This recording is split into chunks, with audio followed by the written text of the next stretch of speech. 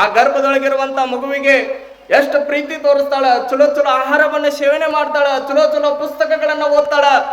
ಆ ಪುಸ್ತಕಗಳ ಒಳಗ ನೋಡ್ರಿ ತಾಯಿ ನನ್ನ ಮಗು ಬಹಳ ಎತ್ತರವಾಗಿ ಬೆಳೆಯಲಿ ಅನ್ನುವಂತ ಅನುಕರಣೆಯನ್ನ ತಾಯಿ ಮಾಡಕತ್ತಾಳ. ನೋಡ್ರಿ ಮಗು ಗರ್ಭದೊಳಗ ಐತು, ನಾವ್ ಅನ್ನಾಗತ್ತಿರ್ತೀವಿ ನೋಡ್ರಿ, ತಾಯಿಯ ಗರ್ಭದೊಳಗ ಮಗು ಐತೆ, ಅದೇನು ಕೇಳ್ತದೇನು, ಅದೇನು ನೋಡ್ತದೇನು, ನಾವು ತಿಂತಿದ್ದೇನು, ಅದಕ್ಕೇನು ತಟ್ಟದೇನು ಅಂತ ಅಂತೀವಿ ನಾವು, ಹೌದಲ್ರಿ?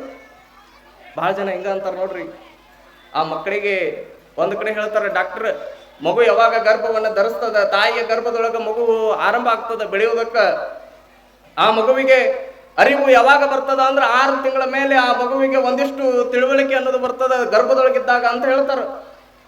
ನಮ್ಮ ವಿಜ್ಞಾನಗಳ 3 ತಿಂಗಳಿಗೆ ಅಂತ ಹೇಳ್ತಾರ. ಆದ್ರೆ ನಮ್ಮ ಅಧ್ಯಾತ್ಮ ಏನು ಹೇಳ್ತದ ಅಂದ್ರೆ ತಾಯಿ ಯಾವಾಗ ಗರ್ಭವನ್ನ ಧರಿಸ್ತಾಳ ಅವಾಗಿನಿಂದಲೇ ಮಗುವಿಗೆ ಸಂಸ್ಕಾರ ಆರಂಭ ಆಗಬೇಕು, ತಿಳುವಳಿಕೆ ಆರಂಭ ಆಗ್ತದ ಅನ್ನುವಂತ ಮಾತುಗಳನ್ನ ನಮ್ಮ ಅಧ್ಯಾತ್ಮ ಹೇಳ್ತದ. ನೋಡ್ರಿ ಆ ಮಗುವಿಗೆ ಹೆಂಗ ಸಂಸ್ಕಾರವನ್ನ ಕೊಡಾಕತ್ತಾರ. ನಿಮ್ಗೆಲ್ಲ ಗೊತ್ತಿರ್ಬೋದು ಅಷ್ಟಾವಕ್ರ ಅಂತ. ಅಷ್ಟಾವಕ್ರ ಇನ್ನು ತಾಯಿಯ ಗರ್ಭದೊಳಗಿದ್ದ ನೋಡ್ರಿ, ತಂದೆ ಪಾಠ ಮಾಡ್ತಿದ್ದ ಅಂತ. ಪಾಠ ಮಾಡುವಂತ ಸಂದರ್ಭದೊಳಗ ಆ ಅಷ್ಟಾವಕ್ರನ ತಾಯಿ ಆ ಪಾಠವನ್ನ ಕೇಳ್ತಿದ್ಲ ಅಂತ. ಏನು ಪಾಠ ಮಾಡ್ತಿದ್ದ ಅಂದ್ರ ಈ ಋಗ್ವೇದ, ಯಜುರ್ವೇದ, ಅಥರ್ವವೇದ ಅಂತ ವೇದಗಳ ಏನು ಬರ್ತಾವಲ್ಲ ಆ ವೇದಗಳ ಪಾಠವನ್ನ ಮಾಡ್ತಿದ್ದ ತಂದೆ. ಹೆಂಗ ಪಾಠ ಮಾಡುವಂತ ಸಂದರ್ಭದೊಳಗ ಮಗು ಗರ್ಭದೊಳಗ ಐತ, 9 ತಿಂಗಳ ಆಗೈತ, ಮಗುನು ಕೂಡ ಪಾಠವನ್ನ ಕೇಳಾಕತ್ತದ. ಹಿಂಗ ತಂದೆ ಪಾಠವನ್ನ ಹೇಳುವಂತ ಸಂದರ್ಭದೊಳಗ ಯಾವುದೋ ಒಂದು ವೇದವನ್ನ ತಪ್ಪಿಬಿಟ್ಟ ಅಂತ.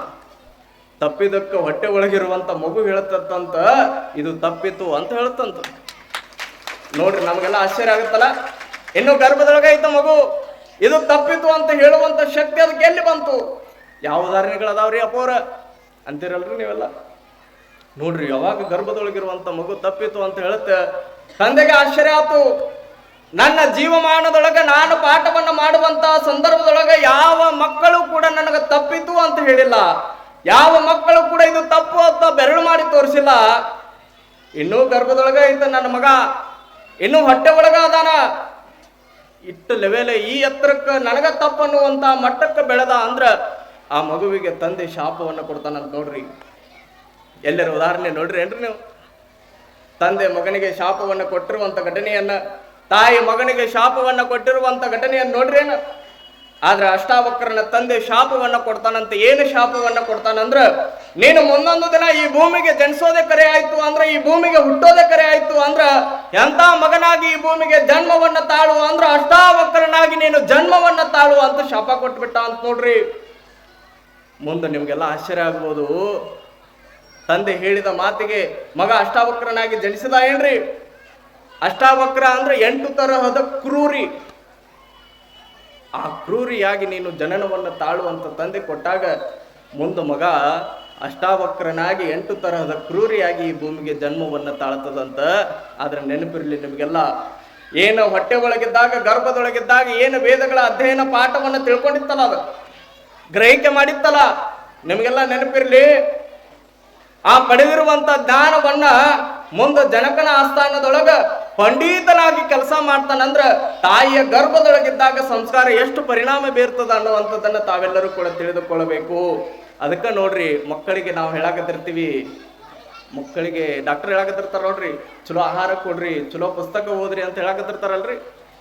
ಬೆಳಗಿನ ಜಾವ ಸ್ವಪ್ನದೊಳಗ ಕನಸಿನೊಳಗ ಗುರುವರ್ಯರಾಗಿರುವಂತ ಕರಸ್ಥಳದ ನಾಗಲಿಂಗ ಸ್ವಾಮಿಗಳ ಕನಸಿನೊಳಗ ಬಂದ ಮುಂದೊಂದು ದಿನ ಜ್ಞಾನ ಸಿಂಧುವಾಗುವಂತ ಮಗು ಈ ನಾಡಿನೊಳಗ ಹುಟ್ಟುತ್ತದ ಅಂತ ಹೇಳಿರುವಂತ ಸಂದರ್ಭದೊಳಗ ತಾಯಿಗೆ ಹಂಡೆ ಹಾಲು ಕೊಡದಟ್ಟು ಖುಷಿ ಆತು. ನೋಡ್ರಿ ತಾಯಿ ಯಾವಾಗ ಆ ಖುಷಿಯನ್ನ ಹಿಂಗ ತಡ್ಕೊಳಕ್ ಆಗೋಲ್ದಕ್ಕಿಗಿ. ನೋಡ್ರಿ ನಿಮ್ಮ ಕನಸಿನೊಳಗೆ ಏನ್ರ ಒಂದು ಬಹಳ ಚಲೋ ಸ್ವಪ್ನಗಳ ಬಿದ್ದು ಅಂದ್ರ ನೀವು ಅನ್ನಾಕತ್ತಿರ್ತೀರಿ ನೋಡ್ರಿ, ಯಾರ ಮುಂದಾರ ಹೋಗಿ ಹೇಳಿದಾಗ ನಿಮ್ಮ ಮನಸ್ಸು ಹಗರಾಗ್ತದ, ಹೌದಲ್ರಿ? ಆ ತಾಯಿ ಅನ್ಕೊಂಡು ನನಗೆ ಬಿದ್ದಂತ ಸ್ವಪ್ನವನ್ನ ಕನಸನ್ನ ನಾನು ನನ್ನ ಗಂಡನ ಮುಂದೆ ಹೇಳಬೇಕು ಅಂತ ತಿಳ್ಕೊಂಡು ಆ ಕನಸನ್ನ ಹೊತ್ತುಕೊಂಡು ಗಂಡನ ಕಡೆ ಹೊಂಟಾಳ. ನೋಡ್ರಿ ಮೌನಪ್ಪ ಮೌನಪ್ಪ ಮೌನಪ್ಪ ಅಂತ ಒದರ್ಕೊಂತ ಮೌನ ಮೌನ ಮೌನ ಅಂತ ಒದರ್ಕೊಂತ ಹೋಗುವಂತ ಸಂದರ್ಭದೊಳಗ ಆ ಕಡೆ ಮೌನಾಚಾರ್ಯ ಮುಖವನ್ನ ತೊಳೆದುಕೊಳ್ಳಾಕತ್ತಿದ್ದ. ಇನ್ನೇನು ಮುಖವನ್ನ ತೊಳೆದುಕೊಂಡು ಹಿಂಗ ಬರಾಕತ್ತಿದ್ದ.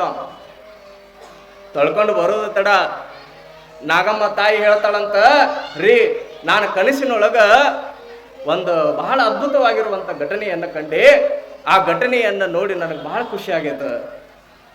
ಅವಾಗ ಮೌನಪ್ಪ ಅವ್ರು ಅಂತಾರ, ನಾನು ಕೂಡ ಒಂದು ಕನಸಿನೊಳಗೆ ಒಂದು ಸ್ವಪ್ನವನ್ನು ಕಂಡೆ, ಕನಸನ್ನು ಕಂಡೆ. ಇಷ್ಟು ಹೇಳೋದೇ ತಡ ಇಬ್ಬರಿಗೆ ಆನಂದ ಉಲ್ಲಾಸ. ಅವಾಗ ಈಕೆ ಅಂತಾಳ, ನಾಗಮ್ಮ ತಾಯಿ ಅಂತಾಳ, ರೀ ನಿಮ್ಮ ಕನಸಿನೊಳಗೆ ಏನು ಕಂಡ್ರಿ ನನಗೆ ಹೇಳ್ರಿ. ಅವಾಗ ಮೌನಪ್ಪ ಅಂತಾನ, ಏ ಇಲ್ಲ, ಮೊದಲ ನೀ ಕನಸಿನೊಳಗೆ ಕಂಡಿ ಅಂತ ಹೇಳಿದಿ ನನಗ, ನೀ ಮೊದಲು ಹೇಳ, ನಾ ಆಮೇಲೆ ಹೇಳ್ತೀನಿ.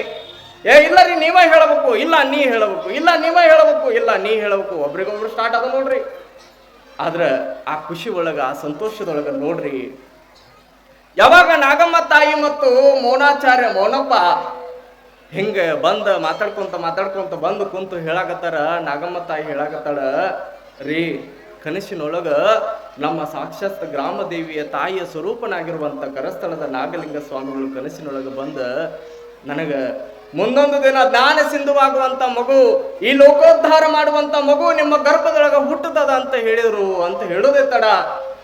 ಆ ಮೌನಪ್ಪ ಅಂತಾರಂತ, ಮೌನಾಚಾರ್ಯ ಅಂತಾರಂತ, ನಾಗ ಇದೆಂತ ಒಳ್ಳೆಯ ಸುದ್ದಿ, ನಿನ್ನ ಕನಸಿನೊಳಗೂ ಕೂಡ ಅದೇ ಕರಸ್ಥಳದ ನಾಗಲಿಂಗ ಸ್ವಾಮಿಗಳು ಬಂದು ಅದೇ ಕನಸನ್ನ ಹೇಳ್ಯಾರ, ನನ್ನ ಕನಸಿನಲ್ಲೂ ಕೂಡ ಅದೇ ಸ್ವಪ್ನ ಬಿದ್ದದ, ಇದು ಸತ್ಯವಾಗಲು ಸತ್ಯ ಆಗ್ತದ ಅನ್ನುವಂತ ಮಾತುಗಳನ್ನ ಮೌನಾಚಾರ್ಯ ಹೇಳಿರುವಂತ ಸಂದರ್ಭದೊಳಗ ಆ ಇಬ್ರು ದಂಪತಿಗಳು ಎಷ್ಟು ಖುಷಿ ಆದ್ರು ಅಂದ್ರ ನೋಡ್ಬೇಕು. ತಾಯಿಯ ಆ ದಿನದ ಉಲ್ಲಾಸವೇ ಬೇರೆ ಆಯ್ತು ನೋಡ್ರಿ. 3 ಜನ ಗಂಡು ಮಕ್ಕಳದಾರ, ಆದ್ರೂ ಕೂಡ ಉಲ್ಲಾಸ ಆನಂದ ಪಡಾಕತ್ತಾರ. ಯಾಕಂದ್ರ ಮುಂದೊಂದು ದಿನ ಈ ನಾಡನ್ನ ಬೆಳಗುವಂತ ಮಗು ಹುಟ್ಟುತ್ತದ ಅಂತ ನೋಡ್ರಿ. ಎಷ್ಟು ಖುಷಿ ತಾಯಿಗೆ. ತಾಯಿ ಏನಾಗತ್ತಿರ್ತಾಳ ನೋಡ್ರಿ, ಮನೆಯನ್ನ ಬೆಳಗುವುದಕ್ಕಿಂತ ಆಚಾರ ಕರಸಾಗು, ನೀತಿಗೆ ಪ್ರಭುವಾಗು, ಮಾತಿನೊಳಗ ಚೂಡಾಮಣಿಯಾಗು, ನನಕಂದ ಜ್ಯೋತಿ ನೀನಾಗು ಜಗಕ್ಕೆಲ್ಲ ಅಂತ ತಾಯಿ ಹೇಳಕತ್ತಿರ್ತಾಳ. ಯಾಕೆ ಹೇಳಕತ್ತಿರ್ತಾಳ್ರಿ? ನನ್ನ ಮಗ ನನ್ನ ಮನೆಯನ್ನಟ್ಟ ಬೆಳಗಬಾರದು, ಇಡೀ ನಾಡನ್ನ ಬೆಳಗಬೇಕು ಅನ್ನುವಂಥ ತಾಯಿಯ ಉಲ್ಲಾಸ ಅದು. ತಾಯಿಯ ಪ್ರೀತಿ, ತಾಯಿಯ ಮಮತೆ ಎಷ್ಟು ದೊಡ್ಡದು ನೋಡ್ರಿ. ಯಾವಾಗ ಈ ಕನಸುಗಳನ್ನು ಕಂಡ್ರು ಗುರುವಿನ ವಾಕ್ಯ ಸುಳ್ಳಾಗಲು ಸಾಧ್ಯವೇ? ನೀನೊಲಿದರೆ ಕೊರಡು ಕೊನರುವುದಯ್ಯ, ನೀನೊಲಿದರೆ ಬರಡು ಹಯನುವುದಯ್ಯ, ನೀನೊಲಿದರೆ ವಿಷವೂ ಅಮೃತವಾಗುವುದಯ್ಯ ಅಂತ ಹೇಳ್ತಾರ. ಗುರು ಆಶೀರ್ವಾದ ಮಾಡಿದ ಅಂದ್ರ, ದೇವರ ಆಶೀರ್ವಾದ ಮಾಡಿದ ಅಂದ್ರ ಬರಡಾಗಿರುವಂತ ಭೂಮಿನೂ ಕೂಡ ಚಿಗುರ್ತದ ಅಂತ ಹೇಳ್ತಾರ. ವಿಷವನ್ನ ಉಂಡಿರುವಂತ ಈ ದೇಹವೂ ಕೂಡ ಅಮೃತ ಆಗ್ತದ ಅಂತ ಹೇಳ್ತಾರ. ಎಷ್ಟು ಗುರುವಿನೊಳಗೆ ಶಕ್ತಿ ಐತಲ್ರಿ. ಗುರುವಿನೊಳಗೆ ನೋಡ್ರಿ ಫಲ ಅನ್ನೋದು ಎಷ್ಟು ದೊಡ್ಡದೈತ. ಅದಕ್ಕೆ ಹೇಳ್ತಾರ ನೋಡ್ರಿ, ಗುರುವಿನ ಶಾಪ ಗುರುವಿನ ಆಶೀರ್ವಾದ ಬಲ್ಲವರಾರು ಅಂತ ಹೇಳ್ತಾರ. ಒಂದು ಸಲ ಗುರು ಒಲ್ಲದ ಆಶೀರ್ವಾದ ಮಾಡಿದ ಅಂದ್ರೆ ಏನೆಲ್ಲ ಸಿಗ್ತದ ಅಂತ ಉದಾಹರಣೆಗಳು